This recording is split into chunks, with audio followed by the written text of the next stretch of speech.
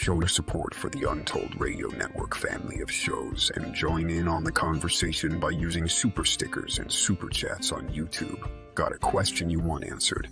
Ask it live via a super chat and get real-time responses from our show's knowledgeable hosts and guests. Help keep the Untold Radio Network shows running strong. We need your support. Send your super chats and stickers now.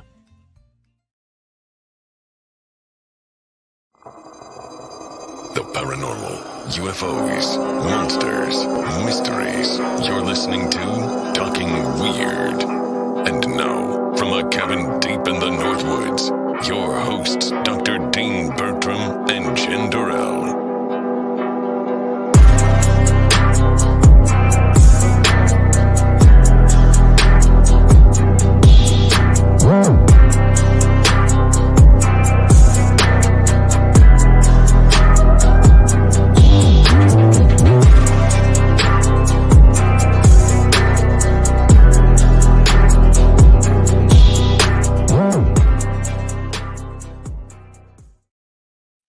Well, greetings, all my weirdos and weirdettes. Thank you for listening to Talking Weird on the Untold Radio Network.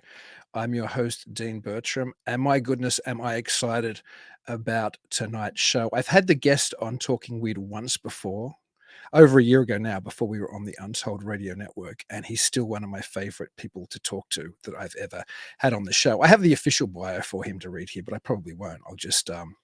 I'll just jump into how much I think of him and how important his work is. I first began to read his magazine, The Excluded Middle, back in the day when I was in college, I think, when I was doing my UFO research. It was a wonderful magazine. It was about UFOs and conspiracy theory and psychedelia and new science and the like. And when it ceased publication in 1999, thankfully, shortly thereafter, they released this wonderful anthology calling Wake Up Down There, which has a collection of articles and stories from that magazine. You can still get it. You should go and buy Wake Up Down There. It's amazing. The next book I'm going to mention of his, I probably recommended more than any other book in the UFO or Fortean space, perhaps with the exception of John Keel and Jacques Vallée books, but I was probably recommending them over a decade before this book came out, so that's probably the only reason I've recommended them more. And that book is Project Beta, the story of Paul Bennewitz, national security and the creation of a modern UFO myth. You've probably heard me talk about that book frequently and the Bennewitz affair on this show and also on Mysterious Library. It's something Jason and McLean and I often hit on that show frequently on Tuesday nights. And we did Mirage Men, that documentary, I think, a couple of months ago. And that's very much based on the book Project Beta. There's also one of the weird books I don't know if you've read any of the Weird State books. They're all wonderful. I've got Weird Wisconsin, obviously, here on the shelf, and I've got Weird Texas because my dad used to live there, and Weird California, tonight's guest wrote as well. And I think he contributed something like 75% of the articles and the photos in that book. It's incredible. I've also got that on the shelf. A more recent book of his is It Defies Language, which is a collection of essays he used to post on the blog UFO Mystic, along with more recent articles. I almost find it a companion piece to Project Beta. I think once you've read Project Beta, it's wonderful to read that book as well. So I can't recommend that enough. Also, he hosted a show called The Hungry Ghost for a number of years on Pirate FM station KBLT in Las Vegas. And he still has his own show called Radio Mysterioso, which is available on www.radiomysterioso.com. You can find that in the show notes. It's an awesome show. Lots of fantastic guests and conversations. I can't recommend that enough either. His most recent project, though, which was fascinating, was run on Kickstarter. And I'm so looking forward to getting my perks because I contributed to the campaign, is called the Ufology Tarot. And it honors and examines the history of UFO research and events in the tarot card format. And the 22 major arcana cards have recently been completed. And I believe those Kickstarter pre-orders are shipping shortly, but maybe we'll see if there's any way anyone else can get on board, even though it's post the Kickstarter. So anyway, I'm delighted to welcome back to Talking Weird, the one and only Mr. Greg Bishop. Greetings, Greg. Hey, can you hear me okay? I sure can. It's so good to have you back. Okay, good. Yeah, it's good to be back. That was a nice introduction.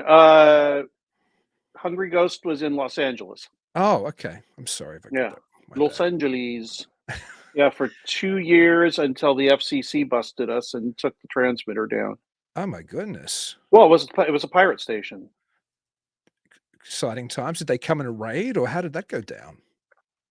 Well, the transmitter was on top of this skyscraper in the middle of Hollywood that's about 10 stories or so, maybe higher. So you could hear it, even though it was 40 watts. 40-watt station. You could hear it in Long Beach, which is like 30 miles away, or 20 Wow. or 30. Um, so they came and shut it off once, and then the woman who was running the station, Sue, she went over there and said, "Huh, it's off." So she went up, turned it back on, and then somebody turned it off again a few days later. So she went up there with her engineer friend to see what was going on, and there were FCC people waiting in the hallway for them, and said, "Cease and desist. You must take this down, and or we will confiscate it. If you don't take it down and let us confiscate it, you will be prosecuted." Wow. So they gave them the equipment and just stopped.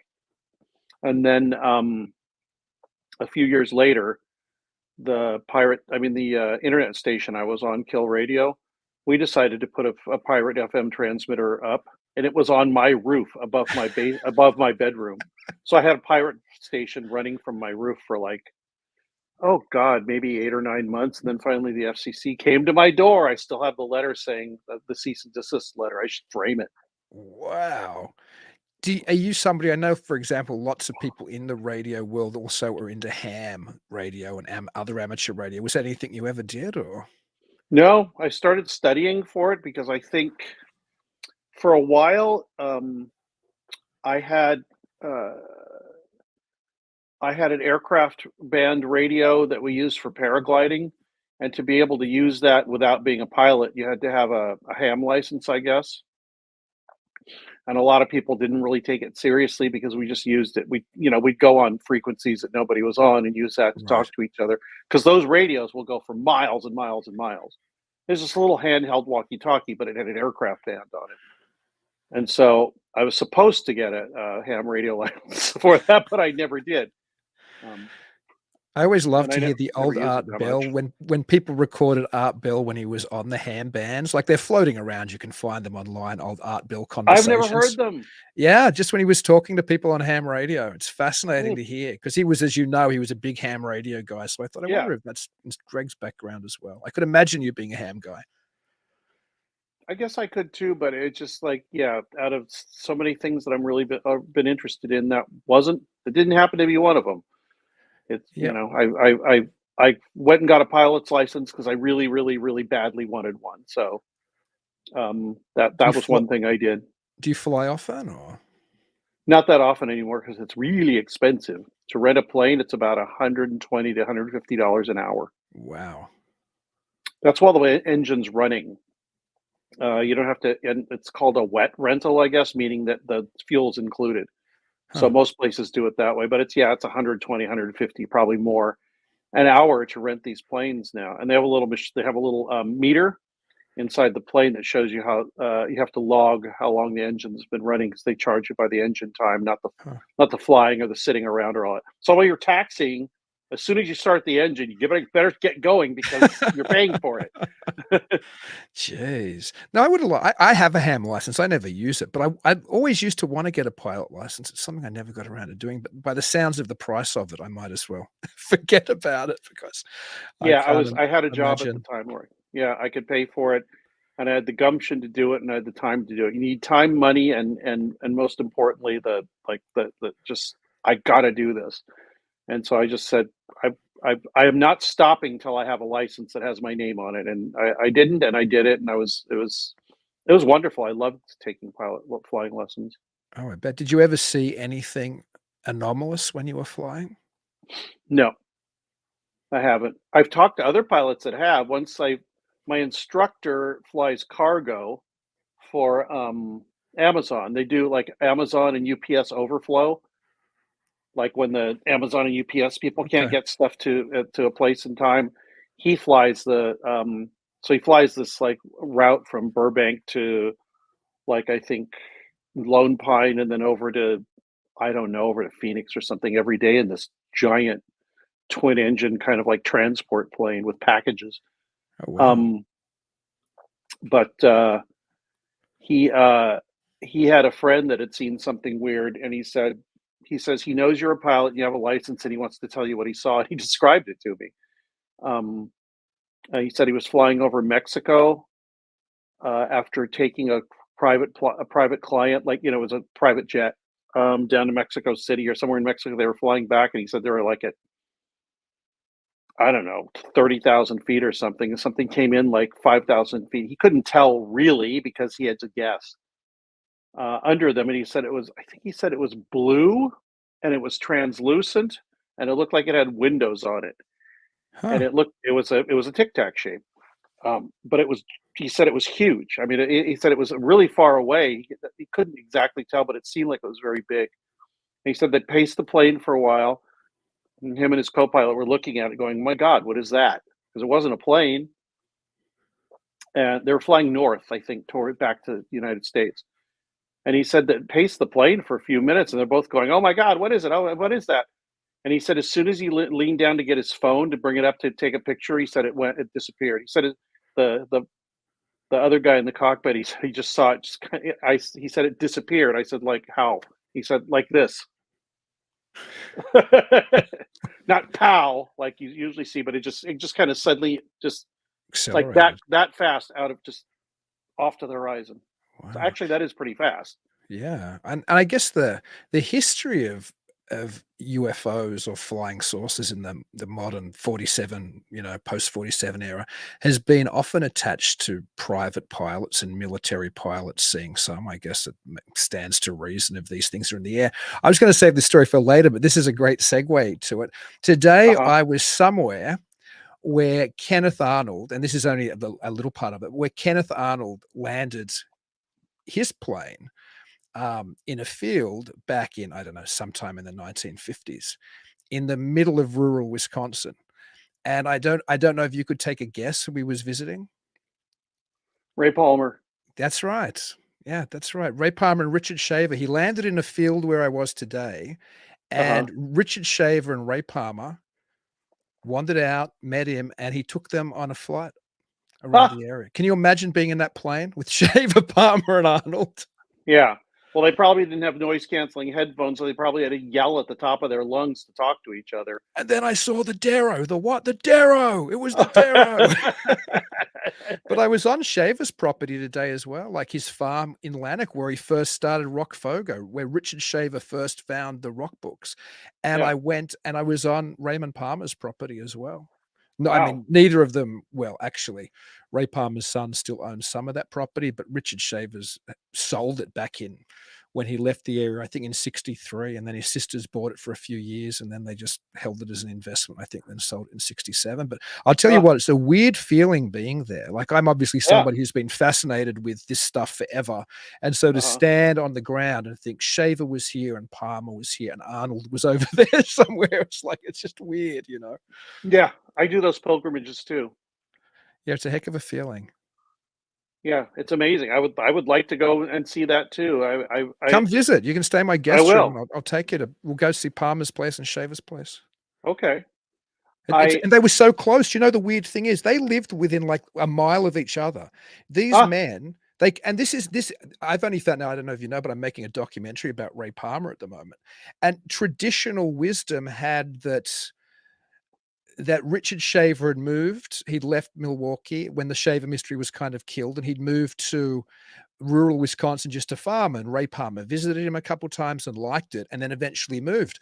Nobody had dug up the deeds. I dug up the deeds about a month ago, and they bought their properties within a mile of each other, within a month of each other. Shaver bought his in June of 49. Palmer bought his in July of 49. So that's essentially simultaneous in the world of real estate closing, and less than a mile away. They were essentially neighbors. Like, you could see, each other's properties from where they were. Just phenomenal how by attached those men were. happenstance or because they wanted to live near each other. Absolutely, there's no way it was happenstance. It was Okay. absolutely predetermined. I mean, it's fascinating to think that these two men, like, the Shaver mystery was killed in 48, 49 by Ziff Davis. Palmer left to found Fate magazine and do all of his other endeavors, and they just moved together to rural Wisconsin. And that's, of course, where and I know because you wrote about Richard Shaver in your wonderful book, A's for Adamski, that you wrote with Adam Go Rightly. And that's where Shaver starts his rock UFO go. That's where his wife digs up the weird rocks out of the ground and Uh-huh. shows them to Shaver and goes, "There's pictures in these." And then Shaver sees them and is like, Oh, I didn't know it was from his wife. I guess he probably just described it in the book, which I have, but I've never read all of the text. yeah, that's how it That's a happened. hard book to find, I think. That's The Secret World, the one which Ray Palmer published, is that right? Yeah. And Palmer's And I think it was Martian only Diaries in also. hardcover. Yeah, it's a heck of a book. That was published out of Where I Was Today. That's where Ray Palmer ran his publishing business. So yeah, come and visit. You'd have a heck of a time. But I was going to now say let's segue to the UFO card or the UFO tarot, but I wanted to ask you first before we did about the archives of the Impossible Conference that I know you were at, Joshua Cutchin was at, quite a few people I really respect in my Facebook feed were at that event. What was that like? It was the second one. The first one was last year, and I got to speak for about 10 minutes of that one on a panel. The first one was really incredible, and then this next one as well too. There were probably 2 to 3 times as many people speaking at this one as there were at the first one, because the first one they just had panels and speakers. And this one they had flash talks, which means instead of speaking for an hour, people would speak for half an hour. And there were, God, I can't remember all the talks. I mean, the ones that stick out are Steve Finley's. He's a scholar of African American studies and chairs the department in Louisiana State University. He talked about the subject of his book, which was the Nation of Islam and their UFO and flying saucer connections. I had him on my show about 3 years ago to talk about this. I think it was the first podcast he was on, at least UFO podcast. Oh, wow. David Halperin, who's a religious studies scholar in North Carolina, he spoke about, I think I actually have notes that I took when people were speaking. Yeah, 2 notes I took from David Halperin's talk. Quotes, "The ridicule around the UFO subject is a manifestation of the subject." Very, very astute and totally agree with that. It's part of it. The ridicule is part of it. You can't get rid of the ridicule. The ridicule feeds the subject and the legend and the talk around it and people that are interested in it. And the other quote, "I don't believe in God, but I do believe in mysteries." And I think the other thing he said was, and the talk he gave, it was recorded. It was pre-recorded because he couldn't come. But at the end of the talk, I was sitting next to Josh, and he turned and looked at me, and I was in tears. And he said, "What's wrong?" And I said, "That was the best talk I've seen here yet." He also said, something. I think he said, "I'm not interested in the nuts and bolts of the UFO. I'm interested in the mystery of the UFO," which I completely 100% agree with him on that. And God, there were so many talks. This woman, Dr. Corinne Myers, I actually talked to her, and we went out to dinner, and we talked about, among other things, the differences between Sanskrit and Tibetan and how they communicate ideas. Because she's a scholar and she knows Sanskrit and Tibetan. But during her talk, it was on the impossible and Buddhist belief systems, or the Buddhist religion, how they deal with things that are quote unquote impossible. And she said nothing is really impossible in it. They're just all manifestations of life, of everything. There's unusual things, but no impossible things. At least I hope I'm not paraphrasing her wrong. And the one quote I pulled out of her talk, it made me laugh. "Ontological bracketing is reinforced by over-specialization." Does that make sense? Yeah, meaning you can get very granular about something and really specialize in it, and it just reinforces itself because you kind of get in this bubble about this thing you're talking about, and everything that it may be related to it or would refute it or whatever is pushed out. And I noticed this actually when you get in a discussion with either a believer or a skeptic about the UFO subject. Once they realize they're losing ground, they start backing into other areas that you weren't talking about. It's like, well, what about this thing? It's like, we weren't talking about that. Yeah, Oh, that's a yes, good we were. It's like, point. no, we weren't talking about that. You're moving the goalposts. And I see That's that over and over again, which is why I have that do not engage t-shirt and mug that I sell. That's a very Fordian kind of idea as well. The idea that, you know, the granularity, the putting things in boxes and being unable to think outside of that type of space. That's something Charles Fort was very critical about various orthodoxies, particularly the scientific one. What I notice about Charles Ford is the same thing that happens when I'm reading James Joyce. I start laughing and I have no idea why sometimes. Fort's funny, and that's what's I know. missing. I mean, I think the only person who really carried into the relatively modern period, the Fortean perspective, was John Keel, because you can read Keel's stuff and it's funny as well. I mean, I think Yeah. Verlet's awesome, but I don't laugh when I read Verlet very often. But I'm reading Keel and it's hilarious, much like the same as when I read Fort. It's hilarious. Yeah. I mean, it's to me, Keel, yeah, I guess Keel is more like Fordian stand-up comedy in a lot of ways. Uh-huh. Not stand-up like silly, but the best stand-ups, they will discuss things that are important that you have to look at and like something social. Like Lenny Bruce would always talk about social injustice, but he would do it in the guise of these amazing jokes. Mhm. And some of the best comedians, I think, do that. And I think that's what Keel was doing, not socially, but with ideas about the UFO, about UFOs and Fortean subjects. Yeah, I He agree. he you know, he would posit things that were absolutely ridiculous just to make a point. And you're laughing, but you're still going, "Oh yeah, I never really thought of it in that way."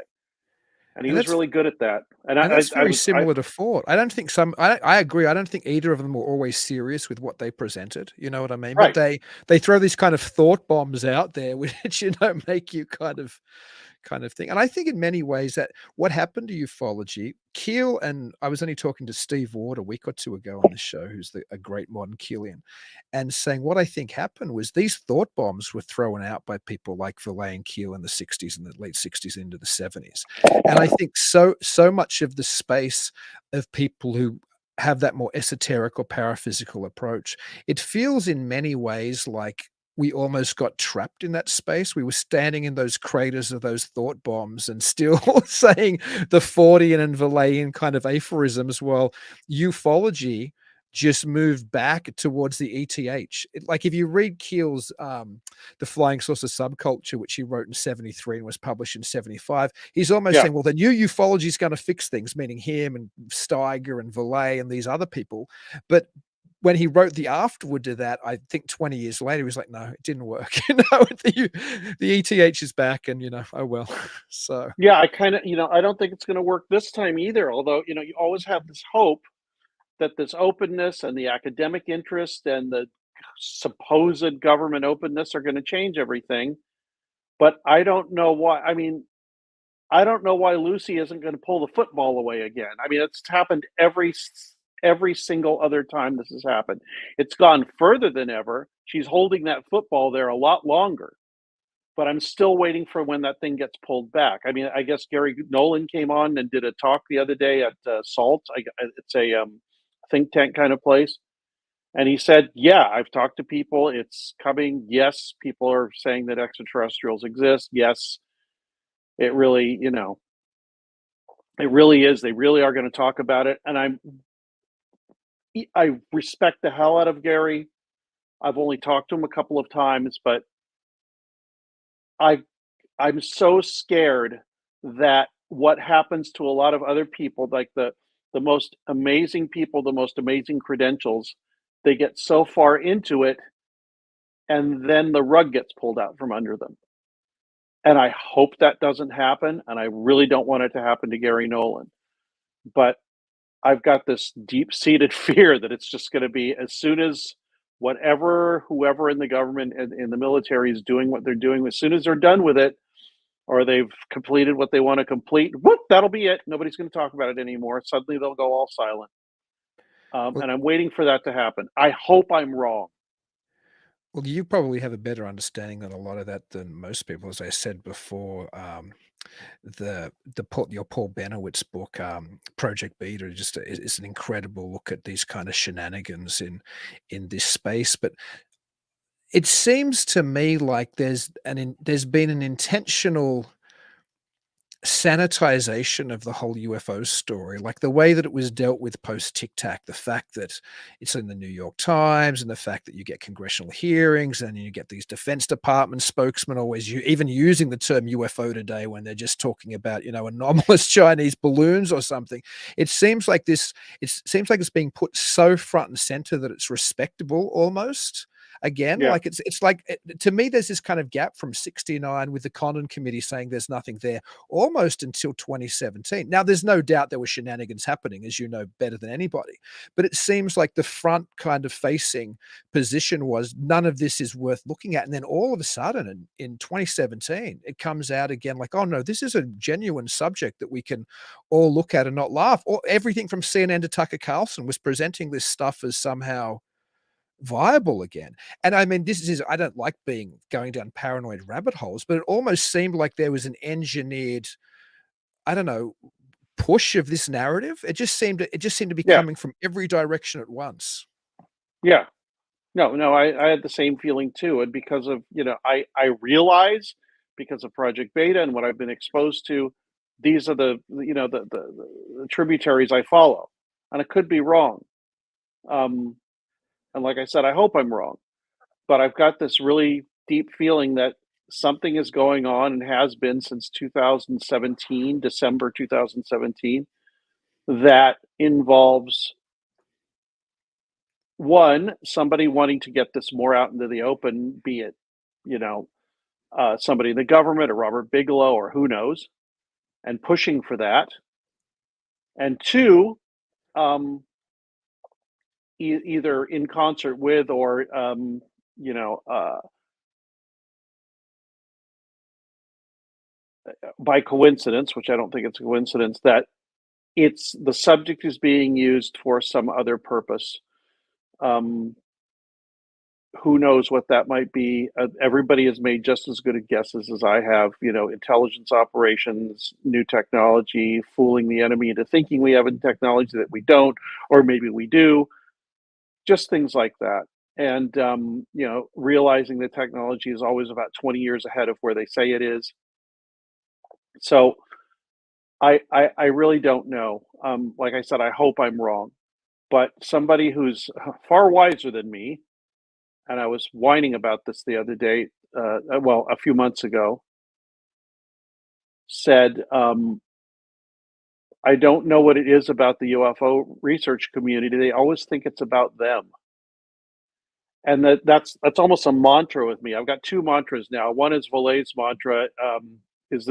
He said something about this is not the UFO that we love when he was talking about a case that he was describing in a lecture. And I said, that's my litmus test now. Is this the UFO that we love? If it's not, then it's not really worth my time. And the other one is this idea that the UFO fans, research community and all that, they look at the government as kind of like, why can't you reinforce what our prejudices are? And the government is not doing that. The military is not doing that. No, it's not a monolithic thing, but what they're doing has something to do with what they need to do, not what you want to happen. If the interests collide and they're mutually beneficial, I suppose that's great. But I have really serious doubts that anybody in the government is going to be open about something that they can't even understand. And we know they don't understand it, but we know that they think that it can be useful as a fulcrum for intelligence operations or whatever. So I don't know. And I know also there's people in the Congress and in the government and in the military that are truly interested and curious about what this is. How could you have a soul and not be? So there's so many different agendas going on here. Yeah, for what people say about Lou Elizondo or Doty or any of these people, I have disagreements with them, and I can, and agreements and all that. But they're both sincerely interested in the subject. For whatever reason, they need to do their jobs, which has to do with emphasizing or de-emphasizing or deception or whatever. I don't know so much about Elizondo, certainly Doty, but at the base of it, they've been bitten by the bug. They're really interested to know what this is. Just like the aviary in the 80s, Alexander and Hal Puthoff and who else was in that? Kid Green, all these people, they have a sincere interest in this, but I don't think they know a whole hell of a lot more than we do. They might know more data. They might know, from a higher perspective what this is, but they still don't know where it comes from or mainly how to control it. It's not controllable. And that's the scariest thing of all, I think. Yeah, I also think that because the extraterrestrial hypothesis and because just belief in UFOs is one of the most captivating belief systems of the latter 20th century. Yeah. Mac Tony said it was delicious. There you go. And you said Mactanis then is who you said it was delicious. Yeah. Oh, you do a wonderful afterward in his Cryptoterrestrials as well. People should read Cryptoterrestrials by Tanis if they haven't read it. Such a wonderful book. I told him it would be one of those books that people refer to 20 years down the line. And I stand by that. It's an amazing book. But just what I was saying is I think that to think that people, just because they're in government, don't begin to share this belief system is just naive. Like these people aren't immune to it. Somebody in government could be a Christian or could be a Buddhist or could be a Muslim or could be a UFO fanatic. It's a belief system like any other. So you'll get people with their hands on the levers of power whose belief system is the ETs are here to visit us. That's just the way we work as a species. Nobody's immune to these various beliefs. I was trying to think. I thought I have a T-shirt that I made for Radio Mysterioso. I occasionally pump out T-shirts with just stuff on it that I think of it. It'd be a lot more effective if I showed it to you, but it's over there. I think it's a UFO, a Bigfoot, the classic Patterson Bigfoot with the walking, and a psi symbol, the Greek letter psi for psychic functioning, and the caption around it is reproducible but not on demand. There you go. Speaking of psi and those type of things, my house just did a massive pop. If I'm sure if Jung was here, he'd be like, that was some kind of psychometric exteriorization. Or you have a bug zapper somewhere. Who knows? Spooky anyway. I just put one in here for my dad, so maybe that's where it came from. I don't know. No, it was a big crack. It was like when Freud and Jung were having that conversation, the walls were snapping. It was like that. Yeah, it's like, what on earth? We should probably talk a little bit, sir, though, about your wonderful ufology tarot, because it's just the artwork is so beautiful by Red Pill Junkie. Now, before we start showing some of the artwork, I know a lot of people I really respect worked on it. Obviously, Red Pill Junkie did the amazing art. It was your brainchild, I believe, and you had with you David Metcalf and Joshua Cutchin, who I think both the world of both of those guys as well. And there was who else was in the team? There was somebody else in your team. Susan Demeter. That's right. Can you tell me how you guys kind of? She's written Cosmic Witch. She's married to Massimo Teodorani, the astrophysicist, and they've worked on projects together and continue to. Go ahead. Nice. No, I was just going to say, can you tell me a little bit how about you guys got the idea and how you worked out choosing, I suppose the who would be who on what card and the like? What happened was, about 6 or 7 years ago, I was working on some project, and of course, every time you're working on something, you're thinking of other things to do just because you don't want to concentrate on what you need to do. And for some reason, it popped into my head, what would happen if you combined UFOs and tarot cards? So I started thinking, well, who would be on the major arcana? And of course, the magician was Jacques Vallée. I had to make him the magician. Then I started writing down other ones, like, who would be the emperor? Oh, maybe J. Allen Hynek, because he was in control of his universe in a lot of ways, and steered his own destiny. Who would the Empress be? Oh, probably Coral Lorenzen. I have Coral's card here, the Yeah. Empress, for those watching, not listening. I've just put her on So I screen. listed about 10 people, 10 or 12, and then it just kind of sat there. And then I started this group online called the Right Brain Project. So, because we were trying to figure out how to think about the UFO subject in a right brain way rather than a left brain way. And we were working on some project. I can't remember what it was. We were trying to think of a nomenclature to use for UFOs, abductions, and all that, like brand new words we could use or phrase neologisms, and that wasn't going too well because I don't like forcing language on people. It irritates me. So that was kind of chugging along, and we said, well, maybe we should do something else. And I said, well, I did have this idea to do UFO tarot cards once, and the entire group went, huh? What? It's like, yeah, I was going to make Valet the Magician and Hynek the Emperor, and everybody as I said in my lecture, in my essay at the beginning of the book that goes with the cards, it was like somebody just plugged us into a 1,000,000-volt power outlet. Everybody's like, yeah, that's what we're going to do. So, and then Miguel said, I suppose you want me to do the art. And I said, I suppose you should do the art if you want to. Nobody's forcing you to do anything. He said, well, you know what? Let me do a test. Let me see if I can do it. And he took about 2 or 3 months, and he came up with the magician card, the Valet card. He did a few tests with I think one of his nephews like modeled for it and like held a tube up that was supposed to be a telescope and a little computer diskette, because the magician has his hand, as above, so below. He's got his hand up and down. So the up hand has a telescope in it, a very celestial thing. And the down hand has a computer diskette, a 5-inch one of those old ones from like the 80s. But he did that, came back to us and said, how does that look? And we were like, that's stunningly great. What he did was he invented an entire style for those cards. It's not his usual style.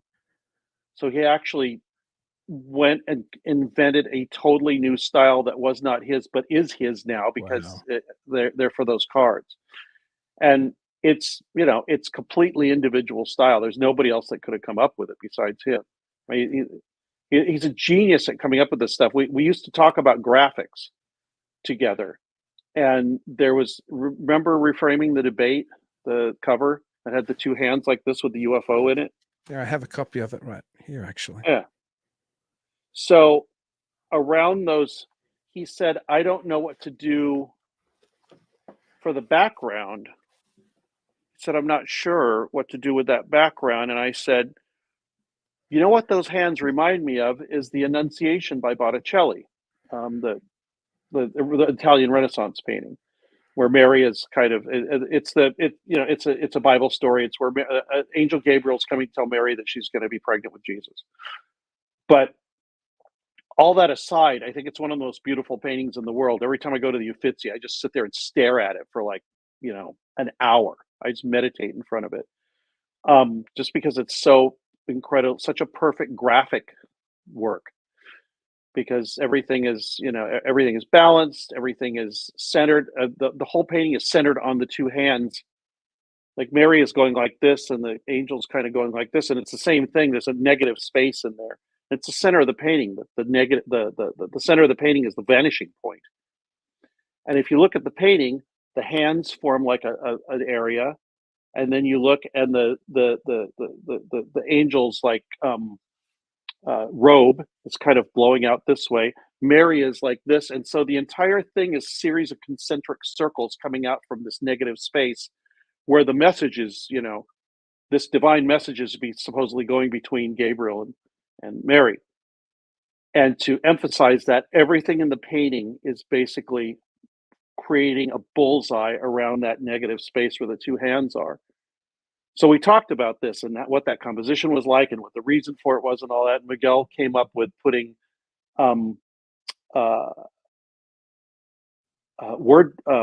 like those crosswords or word puzzle, whatever, around in concentric. I mean, they were square, but they're basically concentric circles coming out from where those two hands were. And because of this, and yeah, I would send him pictures from like covers from magazines. Like the Economist has, I don't know who does their covers, but they're graphic person. They should have been doing, you know, communist propaganda posters in the 20s and 30s.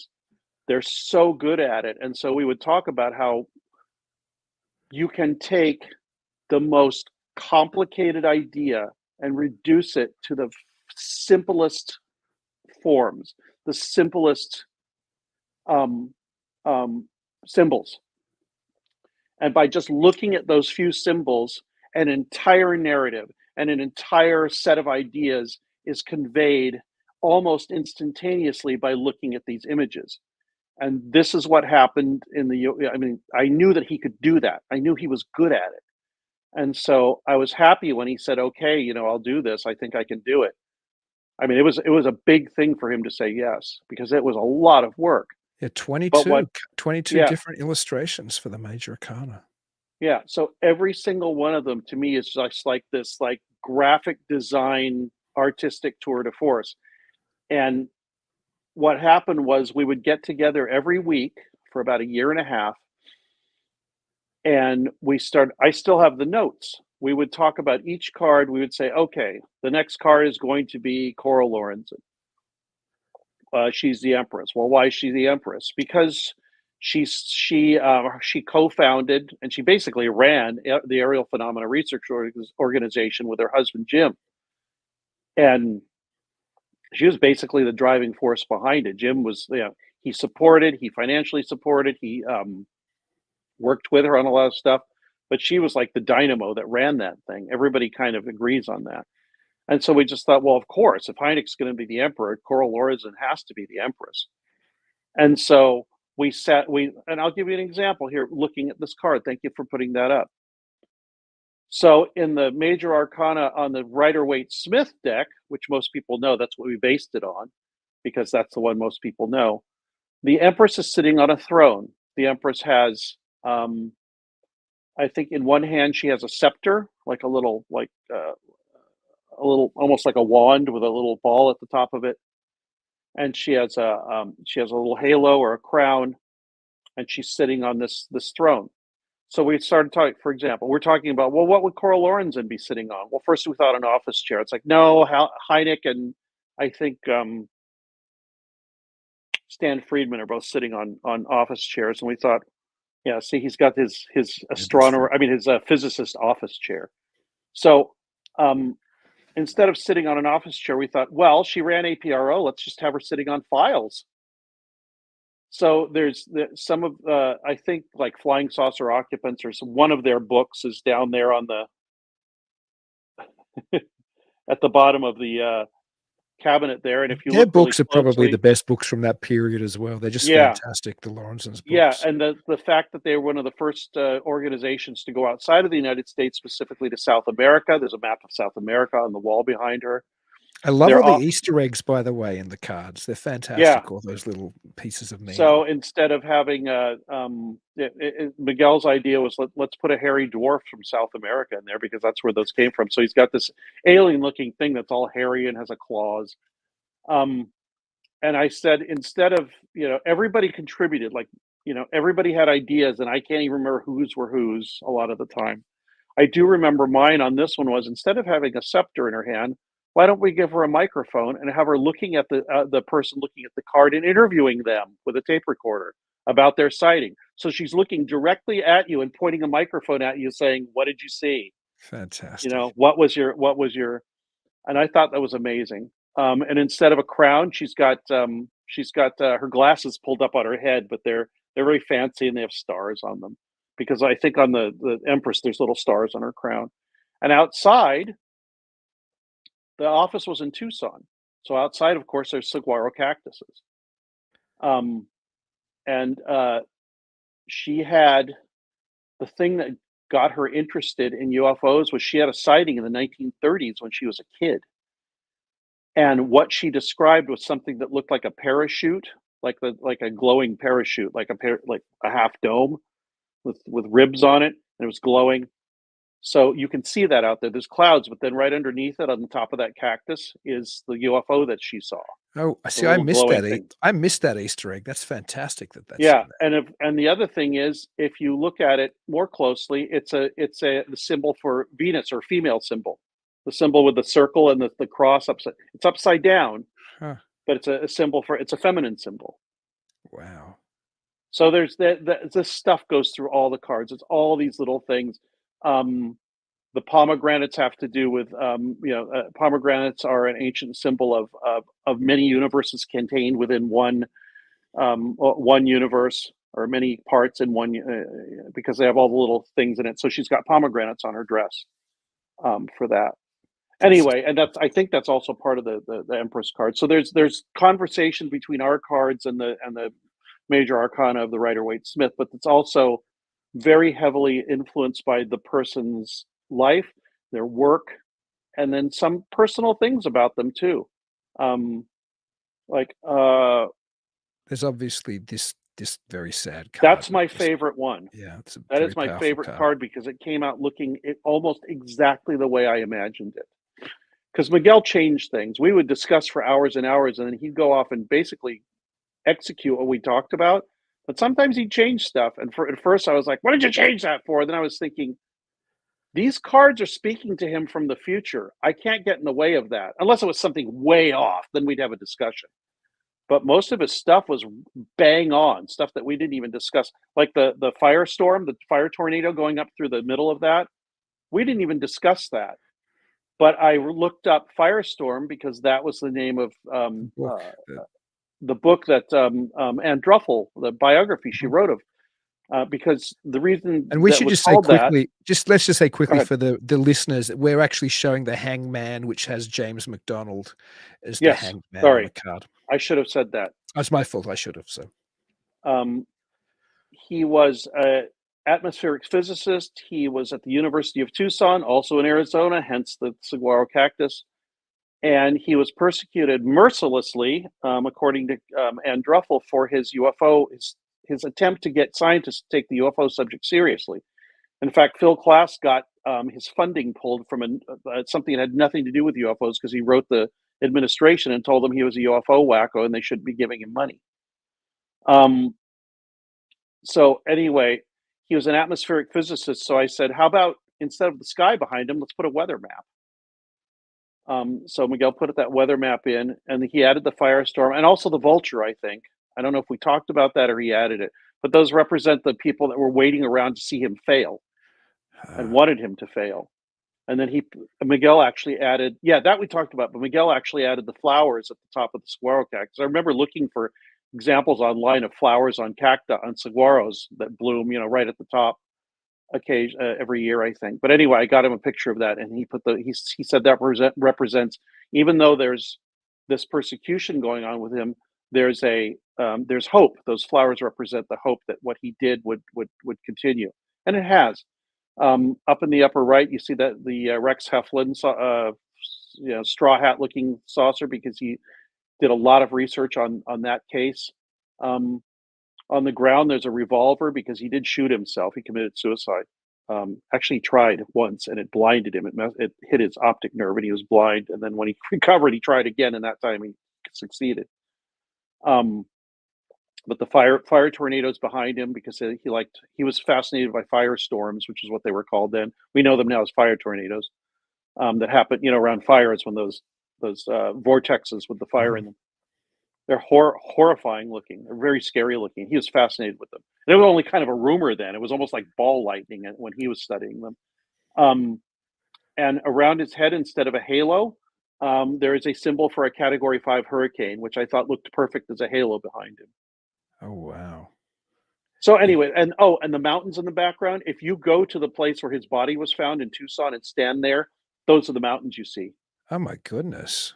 So and he's tied to the cactus, which the spines are stabbing him in the back because that's what happened to him. Anyway, so there's more things in here too, but every single card has all these, all these little Easter eggs and things about them and things about the person.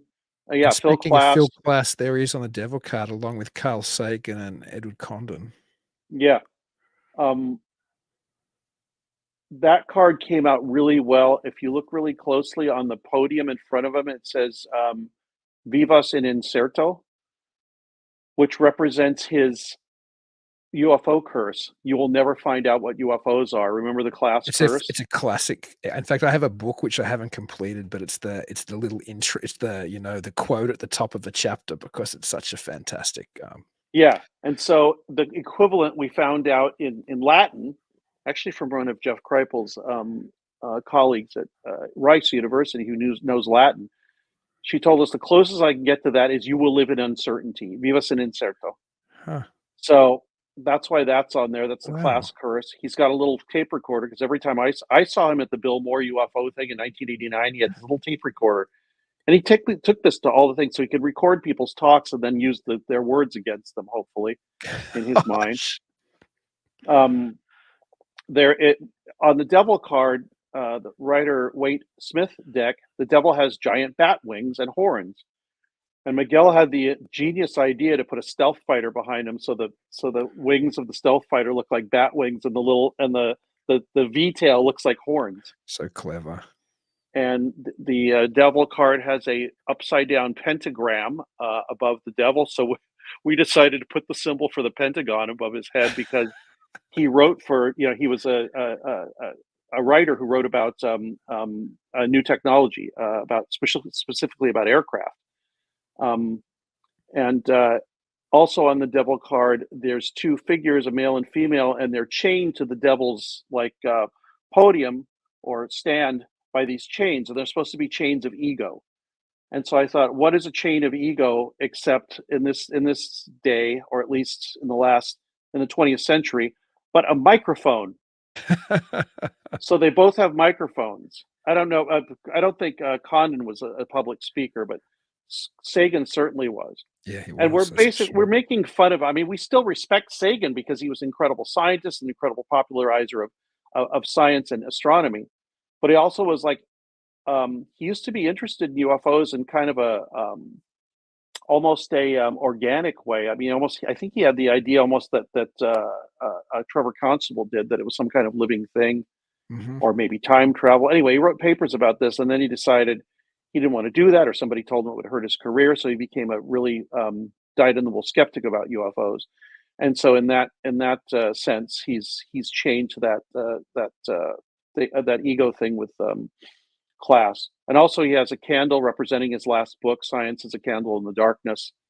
And he's smoking a joint. He's got a little joint in his mouth. If you look really closely, he's got a little marijuana cigarette because he was a stoner and he admitted it. So, I mean, it's just fun. Oh, and the devil has on the regular card, he has a torch, and he's holding the torch upside down. And we just thought, what would class have as his torch? Well, I said, how about one of us, maybe it was me, said, how about a Roman candle throwing plasma balls out? Like a magic wand because he said that UFOs were plasma balls. So these are Phil Klass's magic plasma balls that explain all UFOs. Just fantastic. There's a lot going on in that card. There's one of my favorite cards, if we do want to change, is obviously John Keel, because Keel's probably my favorite person in the space ever. So the Hermit is John Keel, for those who can't see, who are just listening. He's got his white suit on that he liked to wear. I think he wore it when he came to Point Pleasant. They've got the suit in Point Pleasant at the museum. Oh, do they really? Fantastic. So Keel is standing next to the Ohio River.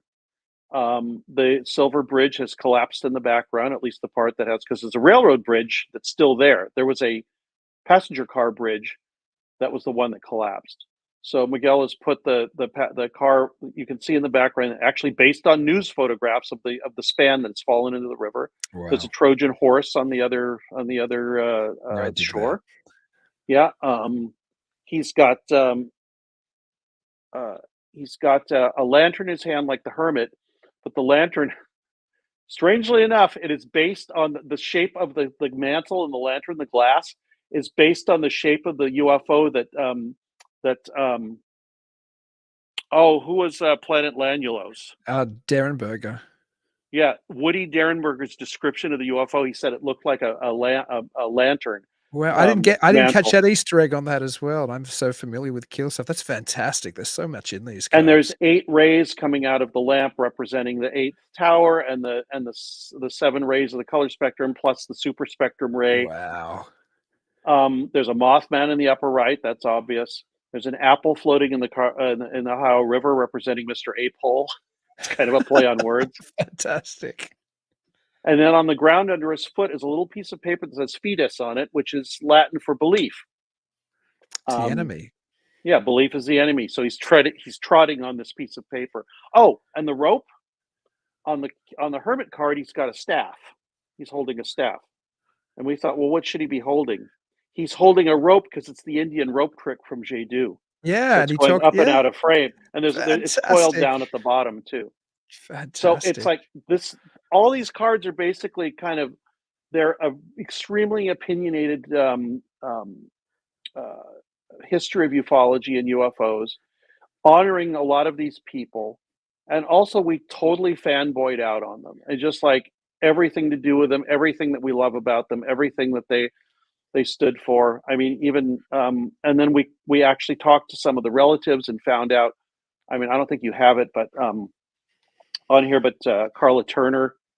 No, I I don't have talked the to Elton Turner. Yeah, I didn't send you that one. I'm sorry. We talked to Elton Turner and we said, what was her favorite flower? And he said, an iris. So Miguel actually put it on her chest, a little Oh, iris. wow.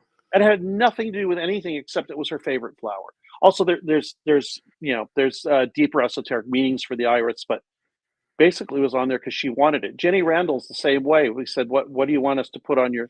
We don't know what to put on your dress. So, what's your favorite flower? And she said a rose, a red rose, because it happens to be the flower that represents the region in England that I'm from. So we Huh. covered her dress with red flowers. That's just wonderful. So and she's a cat lady, so she has a little tiny pin with a cat on it, a black Manx cat, and that's just an Easter egg, just to be nice and to honor her, like her love for cats. It has nothing to do with her writing or anything like that. It was just a personal touch. Yeah, it's nice that you have some folks that are still alive as well as ones that are passed. Was there anybody who didn't make it that somebody really wanted to have in that major arcana? Like, was there a disagreement? Like, this person should be in there, but the majority didn't want them in? Or was there any struggle over any interpretations? Or Nothing that I can remember that got past, like, for a couple of sentences. The reason I pulled all my friends together on this is because I knew we all could think with one mind. We complete each other's sentences anyway. wow. So I just thought if we worked together on something, of course there was discussion, of course there was debate, and of course, but it was never a fight or acrimonious. It was always like, well, what about this? Well, what do you think of this? And once in a while, somebody would say, I absolutely think that's not a right idea. And we'd talk about it. And sometimes we'd come around to their way of the thinking, and sometimes we wouldn't. And it was democratic too. I mean, I came up with the idea, but if it got to the point where people couldn't agree, we'd put it to a vote, which only happened a few times. And if I got outvoted, I got outvoted. Mhm. If it was 3-2 and I was on the losing end, we'd go, because the interior of the cards actually is, we're going to make them black. And the printer said, what do you think of red? And I was like, I don't know about red and black. That's got some connotations I don't like. Right. But it also looks like you're opening something up and it's like red flesh Mhm. or something. And we put it to a vote and I didn't want it, but I was outvoted 3-2. So it stayed in, and the interior of the boxes is red. Huh. Are red. Yeah. That is interesting. Have you saved people for the minor arcana? I hope the minor arcana is coming. Like, is there a plan and you're already starting to I think hope about I hope we're doing it too. And yeah, we've got lists of people that are going to go on it, and for various reasons. We don't even know what the suits are yet. We're sort of figuring that out still. Huh. Of course, one of them's going to be the saucers. You can't get away from that. Yeah. I want to see a Palmer and Shaver card. Dang it. Where's my Palmer Yeah, and Shaver there's card? so much to do. There's so many other things that can be covered. Yeah. Yeah, no, and is there a way for people? I know it was a Kickstarter, and so I jumped on and got a couple of decks, but is there ways for people to get it now, or have they missed out because they weren't on the Kickstarter, or is there a plan later where it's going to be more That's the widely biggest available? question now. Everybody asks that question. We printed an extra 300 just because this was going to happen. So If you want to order them, you can write to ufologytarot@gmail.com. Just one word, UFO LOGY tarot TAROT, one word, at gmail.com. And we're collating everybody's requests. And once we get all the stuff sent out, which I am involved in doing right now, actually, I'm not in LA, but when I get back there, I'm going to continue, and that stuff should go out 2 or 3 weeks. It's going to take a while to mail them all out. There's like, I think there's something like 300 people I have to mail things to. Posters, books. There's posters and books available too. Yeah, I heard the books are hardcover now. I might have ordered one if I knew it was They're going to be not. hardcover. Oh, okay. I thought maybe We I heard a wanted them. rumor somewhere. We thought we were going to be kind of hardcover. Well, we said we were going to do it because we got more money than we thought we were going to, and then it turned out the cards ended up costing way more than we thought they would, like 3 times as much, almost more than that. Because one, only one printer could do it properly that we could find. 2, printing prices went up. Some paper went up twice, I found out, since we started the campaign. And ink for the printing, 3 to 5 times as much as when we first did the. So everything just astronomically went up because of supply chain and all that. And it's not somebody, the printers weren't trying to rip us off or anything. Every printer I went to said the same thing. The poster printer, I thought they were going to be a certain price, and it ended up being like twice as much. I was like, wow. So it all had to do with just prices of everything going up between when we did the campaign and when we actually did the printing. And there was no way we could have known that it was going to be that ridiculously expensive. We were still able to take care of, just about all of it with the budget. But yeah, the hardcover thing went away. Also, we, instead of printing on plain paper, we printed on like photographic quality paper. It was the printer used ink and paper that they use for like art books with photos in them. Oh wow! So we want it, and it's got a matte cover, so it's nice. It's kind of velvety feeling, and it just came out really nicely. And some people actually a few people ordered copies signed by all of us. And there's a real difficulty with having all of us sign it because 2 of us are in Georgia, I'm in California, Miguel's in Mexico, and Susan's in Italy. Italy and Mexico, especially Mexico, have really unreliable postal service. Actually, Georgia does too, I found out. No. And so the idea I had was, why don't we just get a card and all of us sign it, like a 4x5 card? So we got black 4x5 cards, and we used opaque, like silver and colored inks. And I sent the cards to everybody. And then Susan sent us a sigil that she made just for the card project. That was her like witchy symbol. And so all of them were physically signed by Miguel, David, Josh, and I. And then Susan has a specific symbol that I ordered a stamp of it, and I stamped them in gold or silver or whatever on all of them. So it's all of our signatures, and then this weird like bat-looking sigil too from Susan, which I thought was wonderful. And you took the cards out somewhere to energize them. I don't know if you want to let people know. I saw on the Yes, I do. Yeah, the updates. When I went to the Archives of Impossible last year, I went through Loop, Arizona, which is where the woman saw like orbs and then a giant rabbit sitting in front of her garage. One of my favorite cases ever. I was never able to talk to the woman because the Navajo Rangers people told me she doesn't want to talk about it anymore. I was like, So I really wanted to talk to her about it. Anyway, I don't know where the house was, but when I was driving through there, I took a detour, a loop, through Loop, Leupp. Strangely enough, if you change one of the letters, it's the Latin word for rabbit, lepus. Huh. Wow. Yeah, if you take one of the P's off and put an S in there, you get rabbit in Latin. So it's just a significant case that fascinates me. So I had some mock-ups of the cards. Like not mock-ups, we printed like 6 or 7 of them. And I wanted to take them to the archives last year because 2 of the people in the cards were there, Valet and Whitley Strieber. And I wanted to show the cards to them. And as I was driving through Loop, I just pulled off the road on one of these red dirt roads and just started driving on this dirt road with, at sunset, near sunset. And I just stopped near a pond, or what they call them, a cattle tank, a tank with water for cattle. And I took the cards out and I stuck them in a sticker bush and I took a picture of them. And for some reason it seemed like the thing I should do. And I said, when I left, that I think the rabbit had stripes or spots, which rabbits don't have those things. I think actually I found out that it was stripes, like a deer has, like a baby deer will have these stripes. And the rabbit had stripes. Rabbits don't have stripes. Right. So as I drove away, I said striped rabbit, I think 9 times. I don't know why I did it. And then I decided, I guess I'm going to take the cards to places that are significant to their creation and sort of teach them about where they came from. So I took pictures of them at Point Pleasant in the exact same spot. You can see it in the book. The same spot. I went along the riverbank till I found the spot about where Miguel depicted Keel standing, and I took a picture Wow. of the Keel card at that spot. Wow. And then all the cards fanned out at that spot. And I did the same thing at APRO headquarters in Tucson.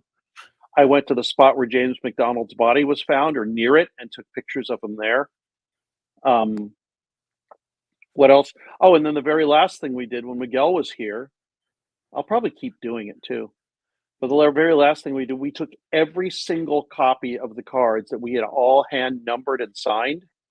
Well, he signed some of them. Not all of them are signed. We hand numbered 500 decks. Wow. We drove them out to the Integratron, where I had arranged through like careful negotiation, because the people that own it were like, "What are you doing?" I asked them if I could have the cards blessed with a sound bath in the Integratron. Wow. And since I've known them for like 15 years, otherwise they probably would have said, "You're nuts, get out of here." Right. Because I've known them for quite a few years. They said, "Okay, just promise us you won't use them in advertising or publicity." I said, "Okay, we won't." And we haven't. There's like, "Are you doing this for money?" It's like, no, it's just an extra. It's just, we didn't even tell people we're going to do this. It was just a fun thing. It's an art project. Right. And and I told the people the group when we were working on it, it's a magical working too. Making the card set is a magical working in itself. So, we took them out, we put them in the bottom of the Integra. They wouldn't let us take it up in the top part because there were other people there. We would have had to go up these stairs. And if you fall off those stairs, basically it's a ladder. It's very steep stairs. And we have to carry these like 30-pound boxes up these stairs. And if we fell, one, we'd probably get injured. And if we didn't, we'd ruin the cards by dropping them, 10 or 15 feet to the concrete floor of the Integratron.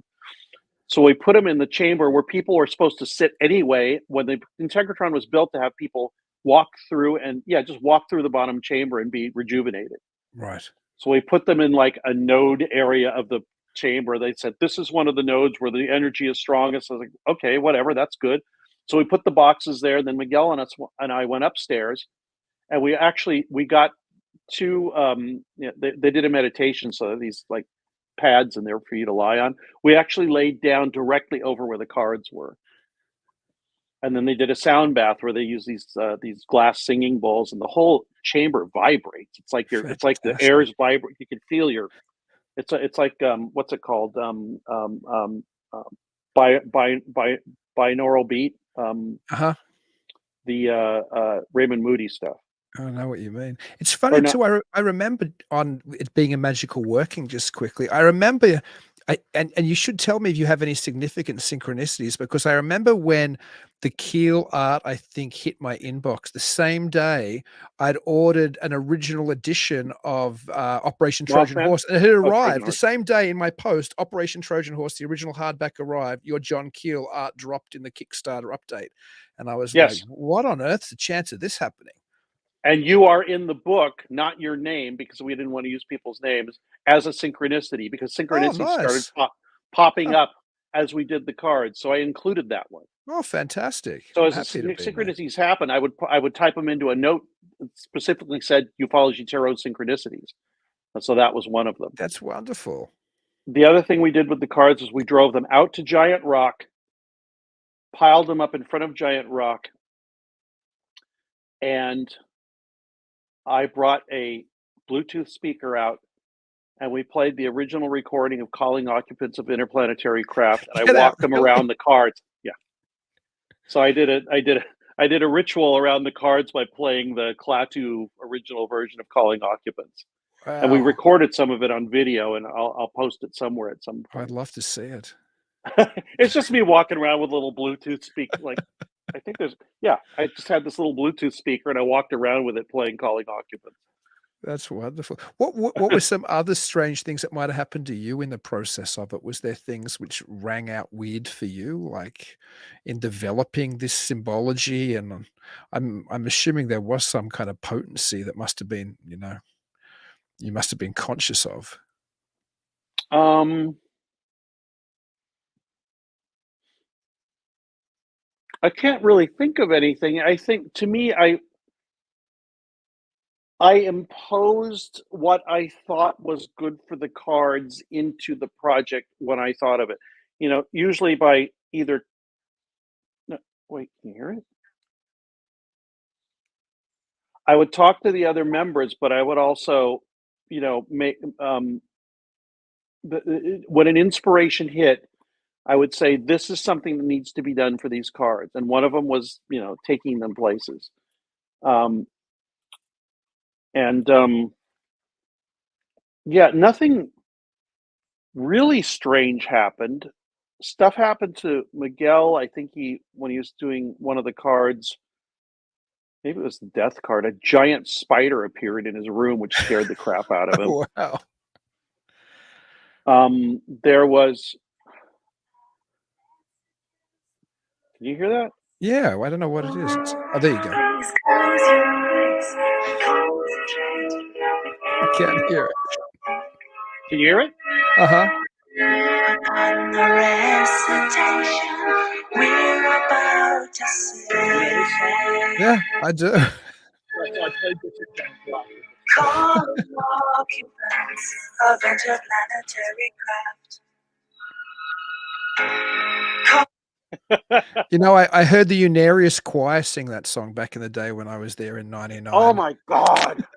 Yeah. Oh, I'm jealous now. I drove by Unarius 2 days ago. Oh, really? In El Cajon, I huh? was helping a friend move, and after we were done loading up the U-Haul, she was staying at a hotel in El Cajon, and she said, "Well, thank you for helping me move. Do you want to get a drink or dinner?" I said, "Yeah."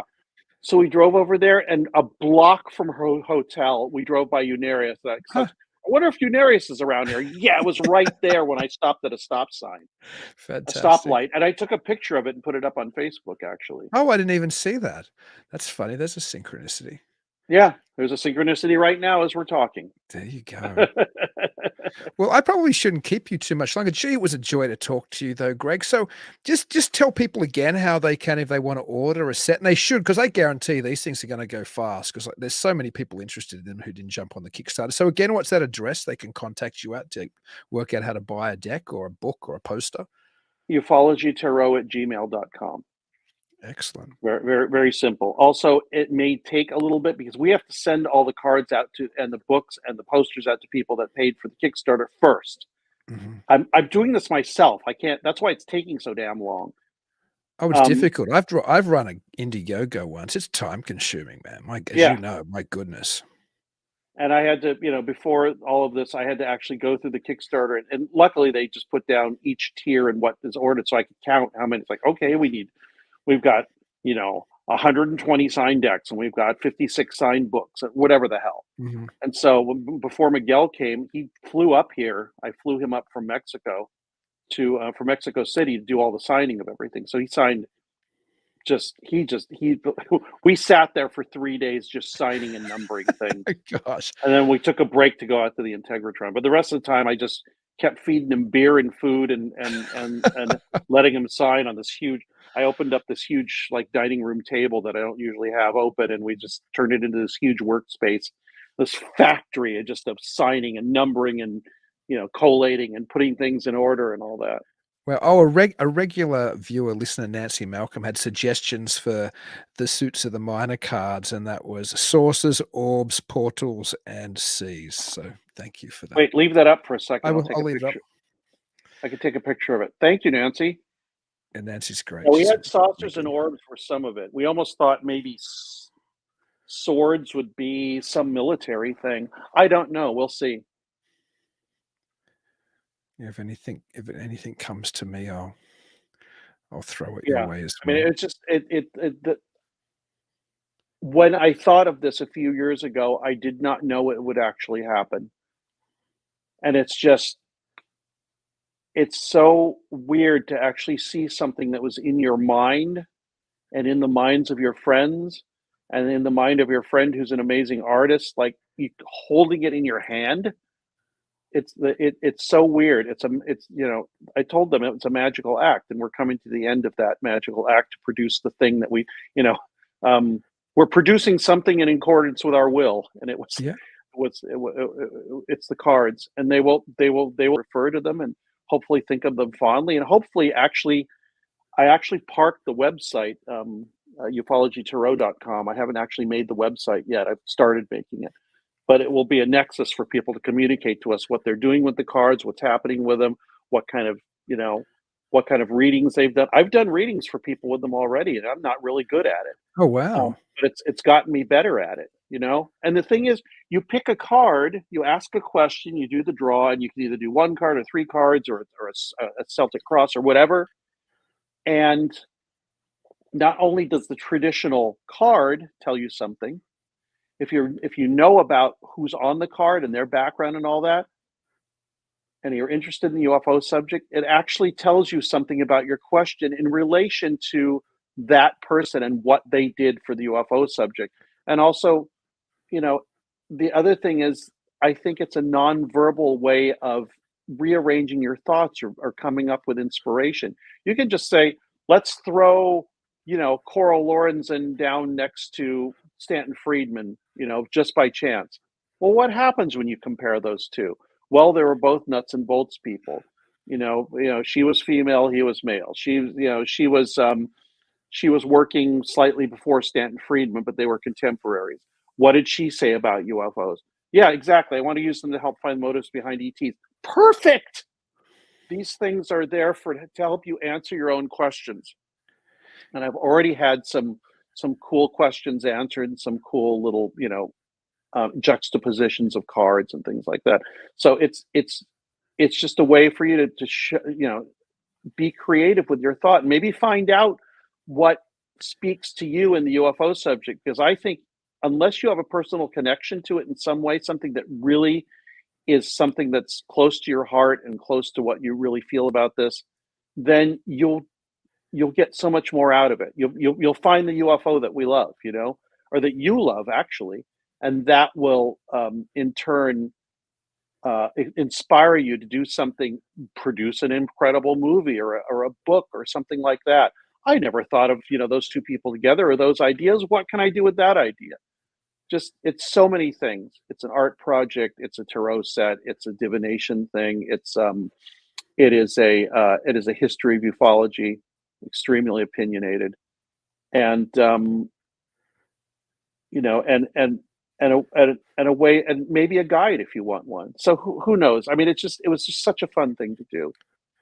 And that interpretive element that you're talking about there reminds me a little bit of your co-creation theory, which is so significant and important that you put forward in the Reframing the UFO Debate by the late Robbie Graham was the editor of that. The idea that somehow we're inputting something into the UFO phenomenon. I think using the cards, whether it's for some kind of divination or some type of, personal realization, there is that input of our own interpretation of what the significance of John Keel to me might be very significant, have an entirely different significance than the significance of John Keel to somebody who's a nuts and bolter. Do you know what I mean? They might mean very different things. Exactly. If you look at the Stanton Friedman card, there's literal nuts and bolts on that card.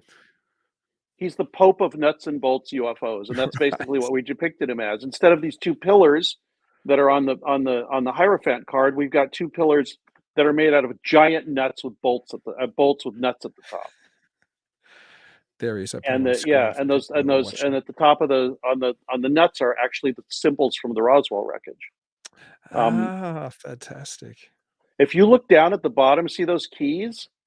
Hmm. There's crossed keys on the Hierophant card, which like keys to higher learning or higher states of consciousness, whatever. For Stan Friedman, it was MJ12. So if you look really closely on the cards, on the keys, it says MJ and 12 on the keys. Oh, nice. And the handles are stylized representations of the letters FOIA. So his keys were FOIA and MJ12, and he's Oh, actually holding up and teaching the doctrine of the blacked out document, that's which he has holding in fantastic. his hand. Yeah. That's fantastic. And it looked like such a great, God, I mean, everybody looks at that. Oh, it's Stan. They know immediately. Uh-huh. It's such a great depiction of Friedman. Did you get people, because I know I thought it was great that when you sent out the sample of the next card of the Kickstarter backers that you didn't explain it and say who the person was. Did you get people who were frustrated, or people who would message you and say, "I don't know who this person is," or people who would message you and get it wrong? Or did most people seem to, "Oh, I get it. I understand who that is." Over 9 times out of 10, people got it right. Nobody ever got mad about it or Okay. frustrated. I think the reason I didn't say who it was is because I thought it'd be fun for people to Yeah. guess. It was fun. And it was. I mean, people, they either say, "Oh my God, that's Stan Friedman," or it's like, "I think that's so and so," and I'd write them and say, "No, try again," or "Yes, that's exactly right. Good for you. I'm so glad you got it," or whatever. Yeah.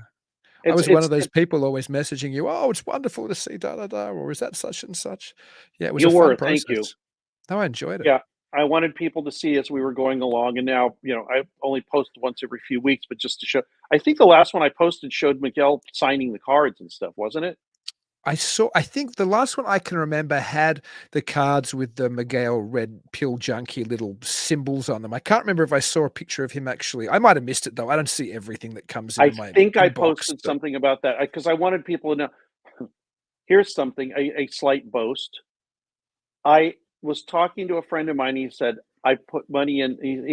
I told him, "Oh yeah." I said, "Hey, we're just about finished with the printing, and then probably we'll send them out a little after that." He said, "What? You are?" I said, "Yeah." He said, "I didn't think you were going to complete it." I said, "What made you think that?" He said, "Well, I thought you might." He says, "I've put money into 5 or 6 Kickstarters, and none of them have delivered yet." So apparently, we're in the small, at least with him, we're in the small percentile of people that actually right. deliver on the Kickstarter No, campaign. it's a good thing. Yeah, I've heard of people who haven't fulfilled their promises as Well, I well, so it haven't yet. happens. We haven't sent them out. We've only a few people have gotten them. I just like Whitley Strieber. I just handed them to him Oh, of because I saw course. him at an event. But I handed him a book, and well, of course he deserves cards. He's on one of them. Right. Um, but it's just the whole thing has just been so transformative for everybody, me and Miguel and everybody included. And I'm so happy that the people depicted on the cards like them. And Druffel saw the I mean, Alice Druffel, Ann Druffel's daughter, saw the card. She said, "Oh my God, that's what is this? Oh my God, I want to cut." Paul Hynek said the same thing about J. Allen Hynek, about Oh, his dad. wonderful. So everybody that's seen them has been really happy with. I handed one to Whitley Strieber, and he said, "Oh my God, that's perfect." And I was like, "Oh, what a relief." He was so happy with Valet too. He was really happy with it. And it's Oh, just that's like, great. what better. I presented them last year at the archives, and Valet was sitting like 5 feet from me, watching the video with him and his voice on it. And I'm standing there, it's just like, this is a real meta moment for me. Wow.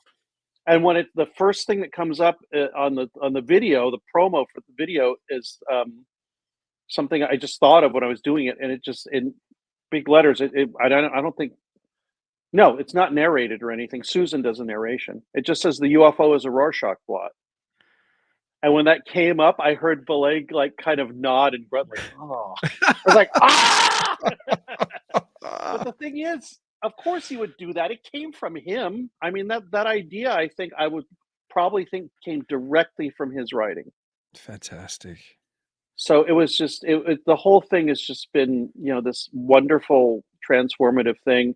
And it was like producing a movie or producing a record album or something like that, where this collaborative group of people got together to produce something, something that we love.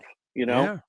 And they're We all have on board. If you do the minor arcana, all those guys are coming back to do it yes, with you. Oh, excellent. yeah, I think so. Depending on who's doing what. It might be a while though, because we all put a lot of stuff on hold to do this. Oh, I bet. So we have to complete these things. Josh, like, he wrote books in the midst of doing this and doing the layout for the book. He laid out the book. I can't believe it. I just saw on his Facebook page the other day he's completed a novel as well. The man's Yeah, prolific. It's like, yeah, what on earth? he's a machine. I can't believe it. He's like the Bert Kreischer saying, "He's a machine." I thought Nick Redfern was a book machine. I think Josh is just as prolific. Oh yeah, it's incredible, and his stuff's always so great.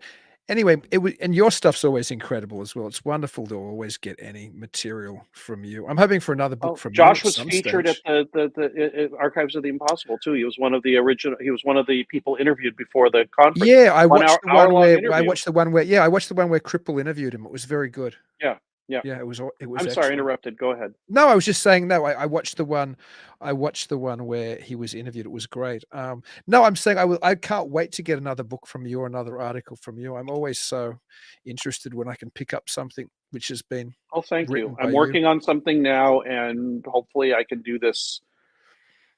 I don't have a deadline, but I should probably get a deadline. There's no inspiration greater than having a hard deadline imposed by somebody else. Yeah, that's true. Deadlines are good in that capacity because when you don't have one, when you're independent, you can be like, it's like when I had my PhD, I always hit Thank my you, deadlines. Nancy. And when I've got a book I want to write now, I'm like, I'll finish it one of these days when I'm not so busy because Yeah, there's I've no got to money. have, like, a publisher Yeah, saying it's due this day yeah, or you're in trouble. exactly. I've Ex- never missed a deadline, so.